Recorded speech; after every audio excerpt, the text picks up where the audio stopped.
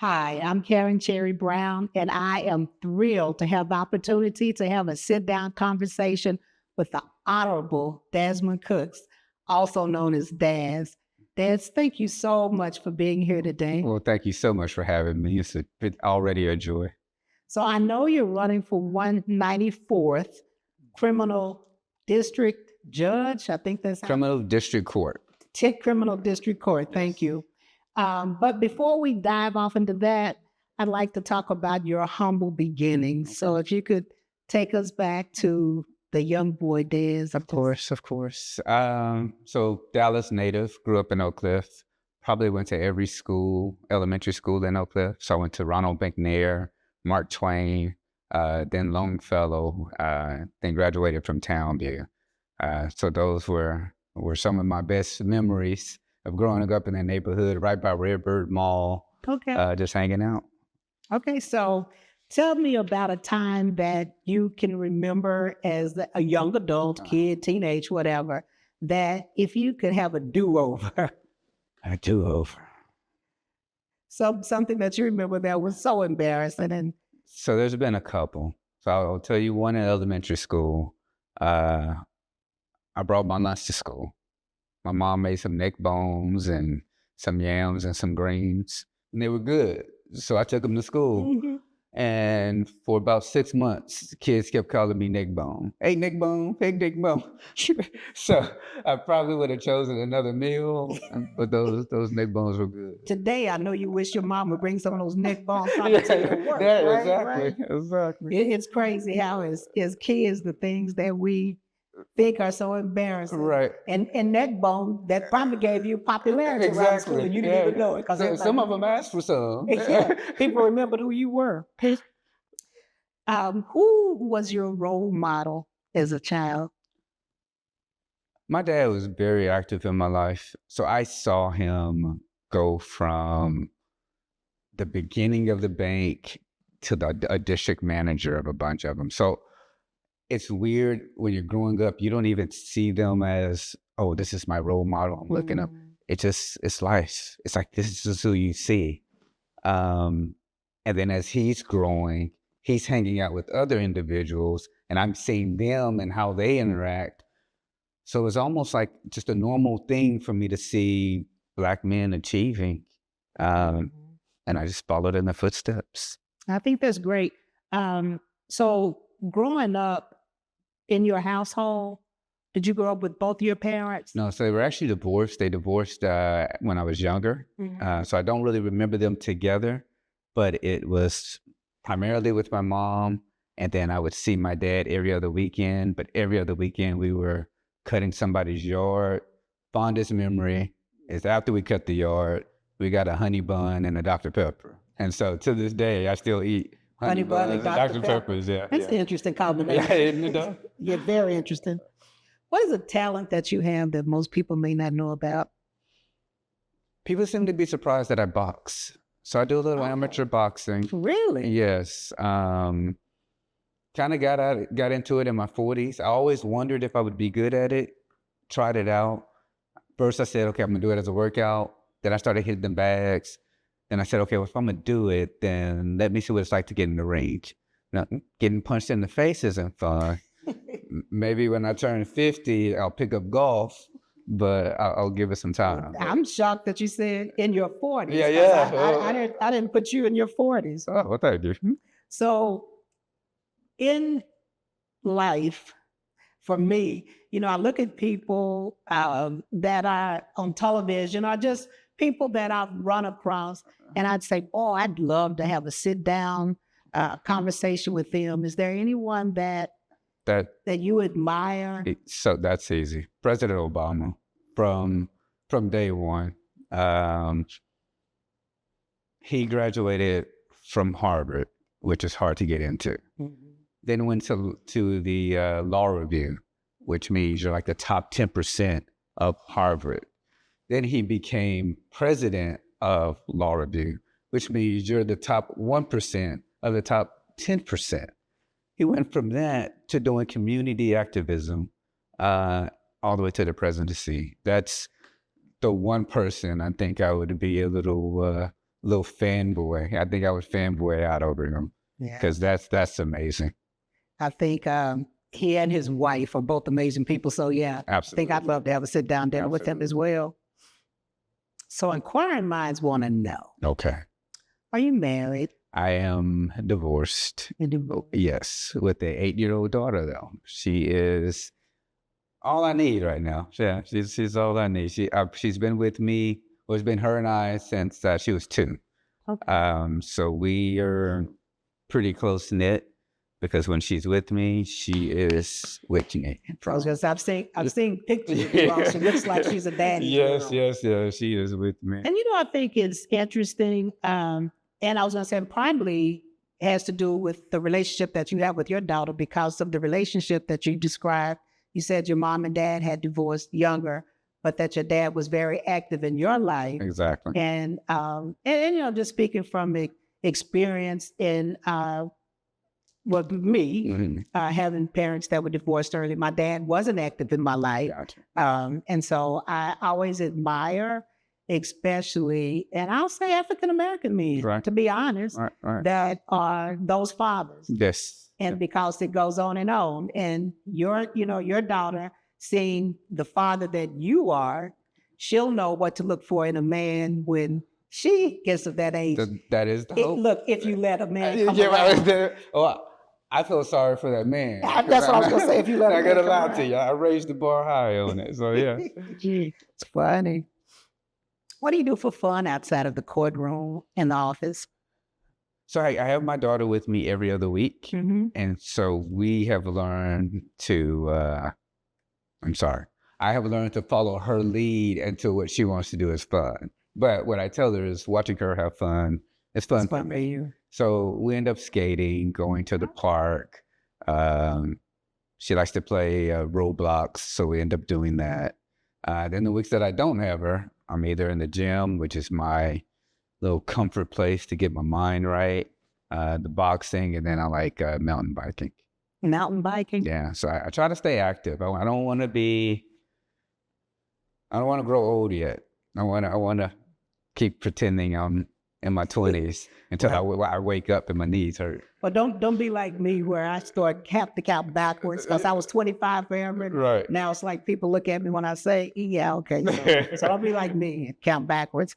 So are there any organizations that are near and dear to you that you volunteer at? Oh, absolutely. So the very first one is Kappa Alpha Psi Fraternity Incorporated. Yeah. I used to always do community service, especially during COVID. I did the Meals on Wheels and would take food to people's houses or Habitats for Humanity and things like that. Problem is, I was always by myself. Each time I went to a different event, I had to meet people all over again, which was fine. But to be able to be part of a fraternity or brotherhood or bond, that's our goal. That's one of our mottos and achievements. It made it a lot easier, a lot more fulfilling because I see other brothers with the same passion that I have to help the community.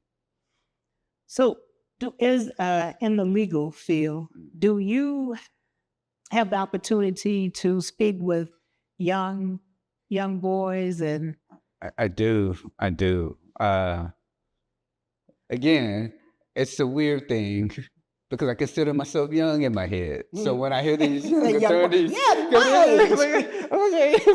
and realize quickly we are not. But it's always good to speak with them because there's a very small population of Black male attorneys. In my world, it doesn't feel that way because I know them all. Right. But if you look at the numbers, there are not a lot of us.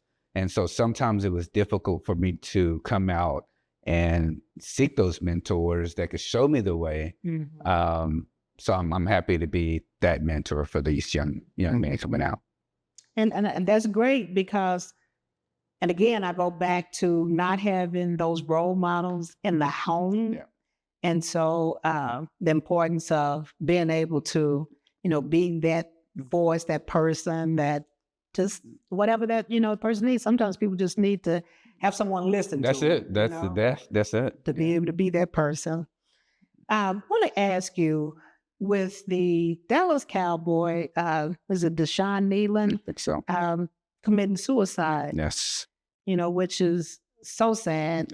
I think 24 years old. My grandmother used to always say, if tomorrow comes, it's gonna be okay. Right. And so unfortunately, tomorrow didn't come for him. Right. So what's your view on mental health in the legal system? That is the one thing that I am so happy it's starting to come to light. And growing up in the 80s and 90s, we didn't talk about mental health. It was, go sit down somewhere. All right. Are you depressed? What you depressed about? You ain't got no bills. But now we're realizing that's a real thing.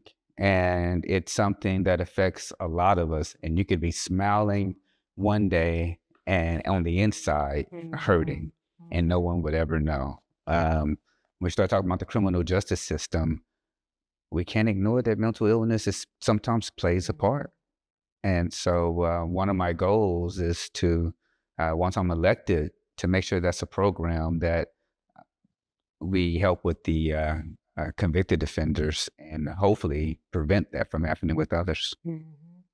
I know a young man that actually he built his business behind mental health issues, that he had big guy, and he also was athlete, but had someone to talk to him. And so his wanting to give back was to start, his business where he was able to help. So I think that's noble, because, and especially with men, internalizing everything. We're taught, hey, it's again 80s and 90s. We're taught, hey, keep that feeling to yourself. You'll be all right. You still have to do it. But no, it takes. I'm not ashamed to admit I take therapy because in order to be a good judge, I have to make sure I'm right in the mind. Oh, I can't even imagine, because different things that you hear and see.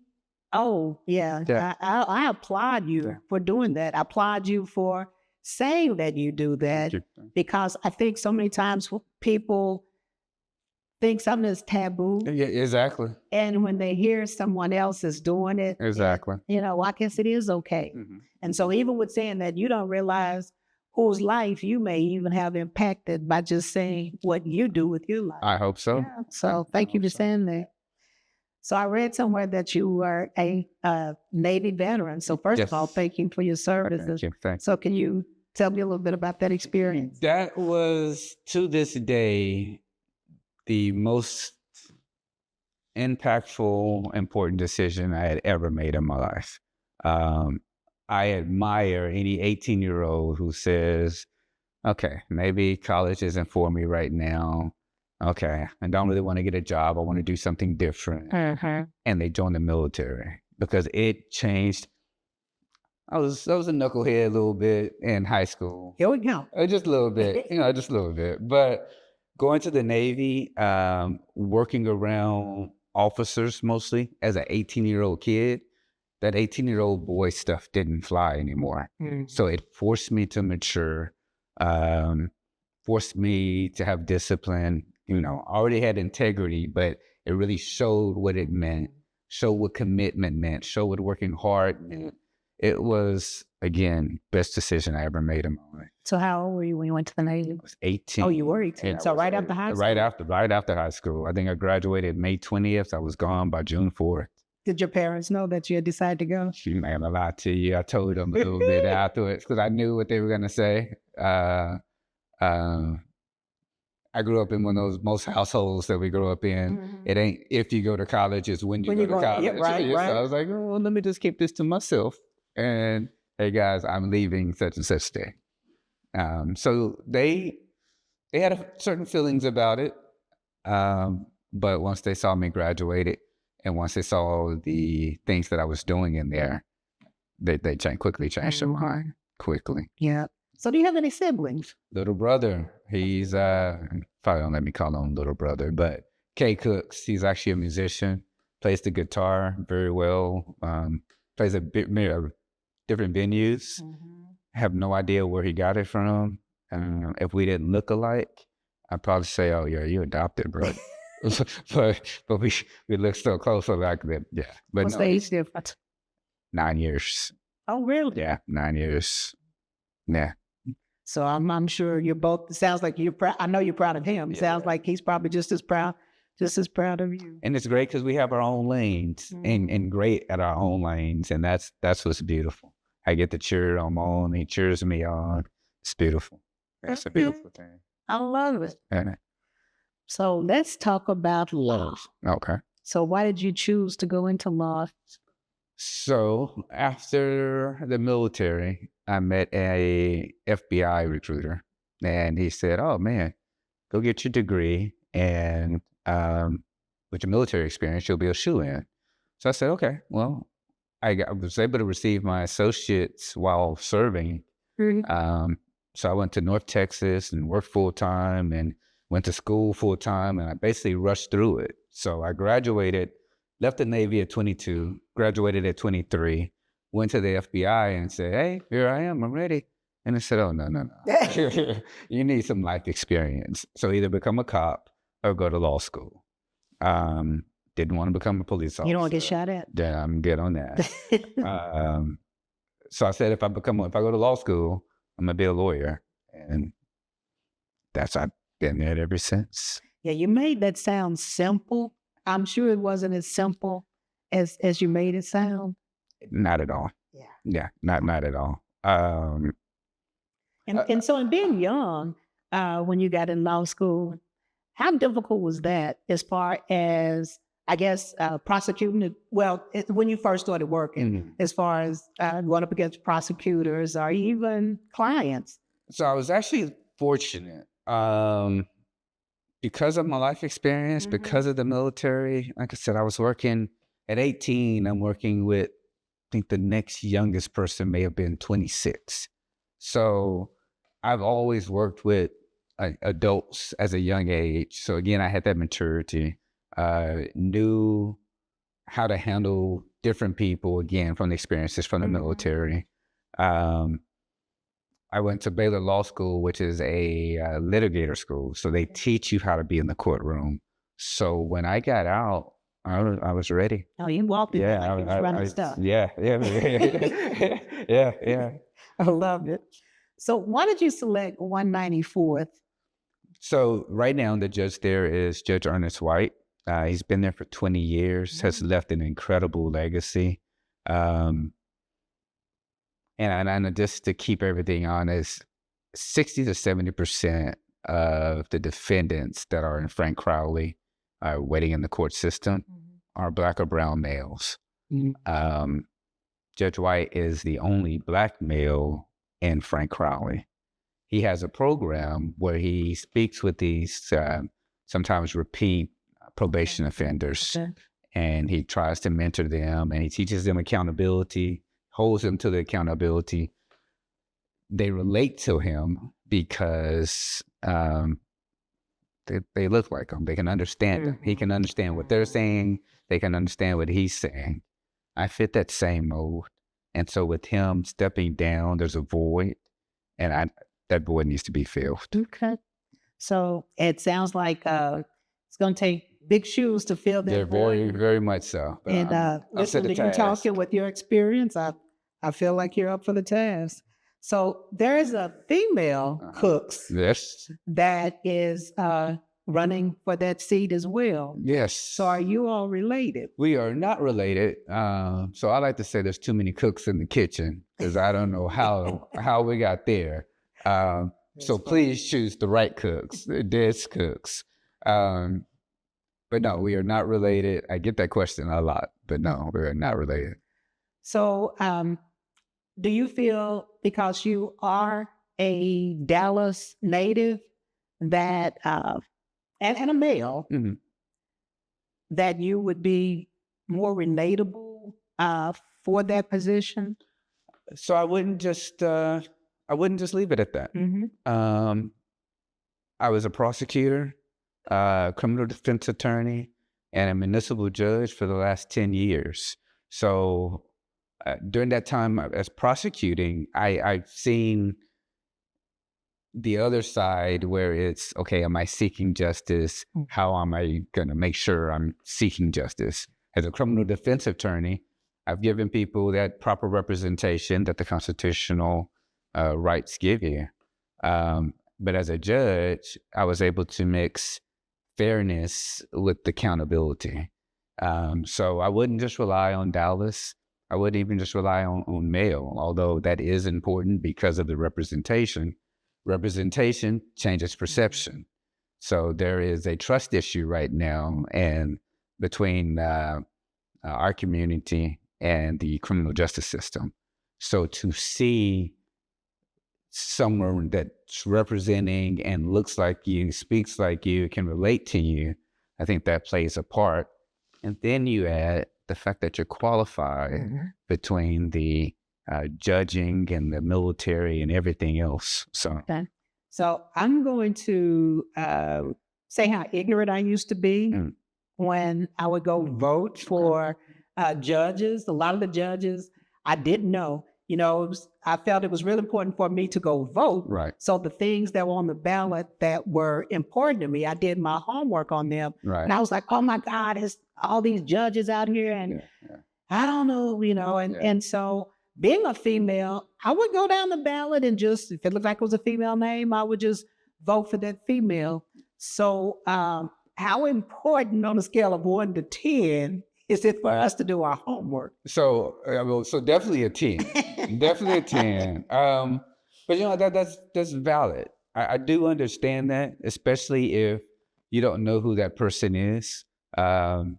Which is why I say that it's my job to make sure that I'm out there so that people do understand, hey, there's a choice. It doesn't have to just be this person because you don't know anything about the opponent. So that's my job, and with the help of everyone else, to spread that message around that I am running for the 194th District Court, just so people are informed, understand what I'm about, and if they want to do their research, also do their research on my opponent. So Des, what are you most proud of when being a judge?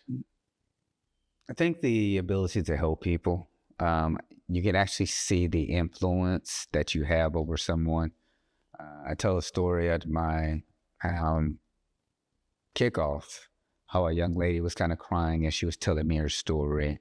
Then when I rendered my judgment, you could see tears of relief that there was a pressure taken off of her. And I think that's when I first noticed, okay, I can impact someone's life.